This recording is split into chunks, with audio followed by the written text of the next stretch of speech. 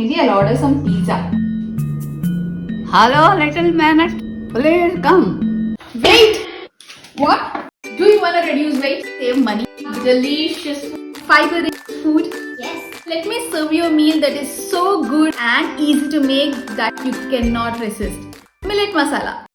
All you need to do is take 1 cup of little millets, wash well and soak for 30 minutes.